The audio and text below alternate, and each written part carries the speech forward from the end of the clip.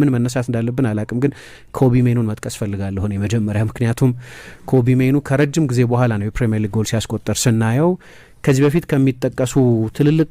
ጎሎቹ መካከል አንደኛው በሊቨርፑል ላይ ያስቆጠረው በጣም አስደናቂ 2-2 በተጠናቀቀ ጨዋታ ያስቆጠረው ግሩም ጎል ነበር ትላንትና ደግሞ የማሸነፊያ ጎል አስቆጥሯል ማይክል ካሪክ ወደ ኃላፊነት ከመጣ በኋላ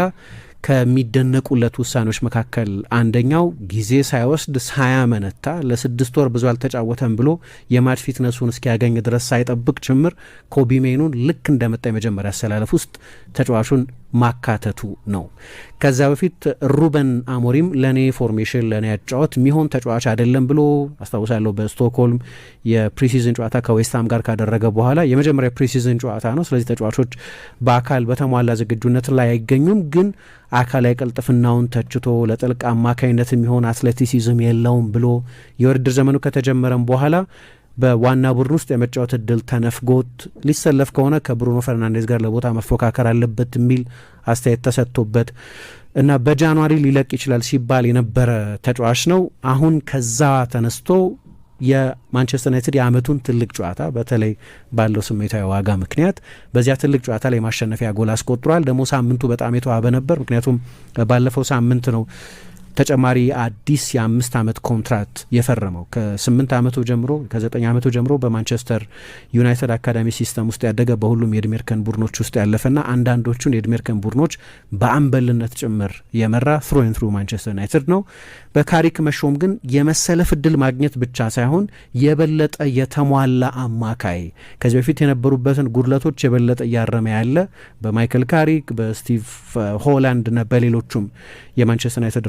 ረዳት አሰልጣኞች ስር የበለጠ እየተሞረደ ወደ ኮምፕሊት አማካይነት ከፍ እያለ ያለበት በተለይ ባለፉት 2-3 ጨዋታዎች በብሪጅ ከቼልሲ ጋር ከብሬንፎርድ ጋር ባለፈው ሰኞ ደግሞ ትላንትና ከሊቨርፑል ጋር በነበሩ ጨዋታዎች ላይ በጣም በሚደንቅ ፎርም ላይ የሚገኝበት ነው እና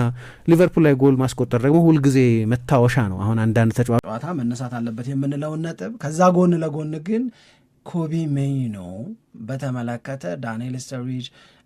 ሮይ ኪን ያደረጉት ውይይት ብዙ እንድንነጋገርበት ያደርጋል ከዚህ በፊት ምናልን ማንቸስተር ዩናይትድ የመሃል ክፍሉን ለማጠናከር ዘንድሮ በጣም ከፍተኛ የሚባል ጥረት ማድረግ መቻል አለበት አለና እነ ኤሊየት አንደርሰን ማንቸስተር ዩናይትድን ሊቀላቀሉ ስለመቻላቸው ስናነሳ ነበር ከዛ በኋላ ማንቸስተር ሲቲ ይህንን ተጫዋች ለመውሰድ ከማንቸስተር ዩናይትድ ይልቅ የተሻለ እድል አለው ተባለ ዋጋ ሲባል እስከ 124 ሚሊዮን ፓውንድ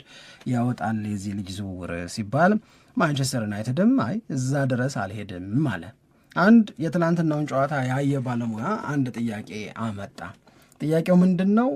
ኤሊየት አንደርሰን ዝውውሩ በ124 ሚሊዮን ፓውንድ የሚገመት ከሆነ ዛሬ ያያችሁት ባለፉት ጨዋታዎች ከካሪክ ጋራ የማንቸስተር ዩናይትድ የመሃል ክፍል ዋና ሆኖ ያስተዋላችሁት ኮቢ ሜይኖ ስንት ይገመታል ለኤሊየት አንደርሰን 124 የሚከፈል ከሆነ ለኮቢ ሜይኖ ስንት ቢከፈል ነው ልክ የሚሆነው አለ ይህንንና ሌሎች ሀሳቦች አድማጮቻችን እየሰጡ እኛም ደግሞ ማንሳት ያሉብንን ነጥቦች ወደ ማንሳት እንድንሄድ ብዬ ነው የውይይት ነጥቦቹን ጣል ያደረኩት አይ ጥሩ ነው ደግሞ በትክክልም መነሳት ያለባቸው ናቸው ጨዋታው ላይ እንዴት ዶሚኔት እንዳደረገ ኮቢ ሜይኖ ጨዋታውን የተመለከቱ ሰዎች በደንብ አስተውለውታል ይረዱታል ብዬ ነው ማስበው በተለይ የማሸነፊያዋን ጎል ማንቸስተር ዩናይትድ 3ኛውን ጎል ያስቆጠረው ኮቢ ሜይኖ ነው እንዴት ባለ ፍጥነት እና እንዴት ባለ በቃ የመጨረስ አቅም ወደ ጎልነት እንደቀየረ ያየነው ነገር ነው ግን ከዛም በፊት እውነት ለመናገር ስለ ኮቢ ሜይኖ በጣም ብዙ ነገሮች እየተነሱ ነበር በቼልሲ ጨዋታ ላይ ያሳየው ፐርፎርማንስ በጣም ሲደነቅ ሶፊ እንደምታውቀው እንግዲህ ኮቢ ሜይኖ ኤፕሪል 30 በፈረንጆች አቆጣጠር ከ4 ቀን በፊት አዲስ ኮንትራት ከማንቸስተር ዩናይትድ ጋር ተፈራረመ ትናንት ደግሞ ሜይ 3 በፈረንጆች አቆጣጠር ትናንት ምሽት ጎል አስቆጠረ እና በጣም አስደናቂ ታዳጊ ተጫዋቹ ሆኖ እያየነው እንገኛለን ስለዚህ ይሄ በጣም ከባድ ፍልሚያ በሚኖርበት ሰዓት ላይ የኮቢ ሜይኖ ብቃትና ጥንካሬ ከጊዜ ወደ ጊዜ የተሻሻለ ነው አማካይ ቦታ ላይ በቃ ኮቢ ሜይኖ ምርጫ ሆኗል ካዝሚሮ እንኳን ቢለቅ ለካዝሚሮ ምትክ እንጂ ኮቢ ሜይኖ በቃ አስተማማኝ ተጫዋች እንዳገኙ እንደ አዲስ ፊርማ ነው ሩበን አሞሪም አሽቀንጥሮ የጣለውን ካሪክ ከወደቀበት አንስቶ አቧራውን አራግፎ ይዞ መጥቶ አስደናቂ ተጫዋች አድርጎታል ይህንን ጉዳይ ተቀዳሚ እናድርገው እስኪ ሶፊ። ግርምዬ ማንቸስተር ዩናይትድ ወደ ቀደመ ክብሩ ወደ ቀደመ ማንነቱ ወደ ቀደመ ታላቅነቱ ለመመለስ መንደርደሪያ ማንቸስተር ዩናይትዶች ወደ ለመዱት መድረክ መመለሱ ትልቅ ዋጋ ያለው ጉዳይ ነው። እኔ የኮቢ ማይኖን አስተያየት እጋራለሁ በዚህ አጋጣሚ ግርምዬ። ኮቢ ማይኖ ምንድነው ያለው? ኦፍ ኮርስ ቻምፒዮንስ ሊግ መግባታችን ደስተኛ ያደርገኛል፣ ግን ኖርማል ነው ይሄ በቃ ይሄንን ማድረግ ላይክ ትልቅ ስራ እንደመስራት ሳይሆን